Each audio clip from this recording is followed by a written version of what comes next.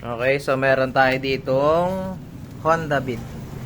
So ang issue nito, pag ino-on, so walang display o hindi umiilaw yung kanyang panel gauge. Yan. Pero dati daw, nailaw siya kaya lang delay, tama? Ayan, delay daw. So pag nanggaganyan yung motor nyo, ito lang check nyo.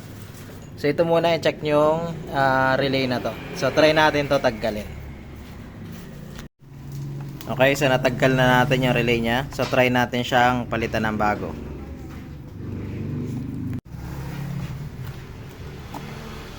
And then try natin i-on. Yun no. Dali. So ito lang ang problema niyan. So basta magkaganan yung motor nyo. Ito kasi power relay, ito starter relay. So pag sa starting kayo nagka-problema, so malamang ito ang problema. Pero pag ganun sa panel hindi lumalabas, so check nyo lang yan. Kahit sa sa click, check nyo yan pag walang lumalabas dito. So try natin start. Yo. Okay, dale.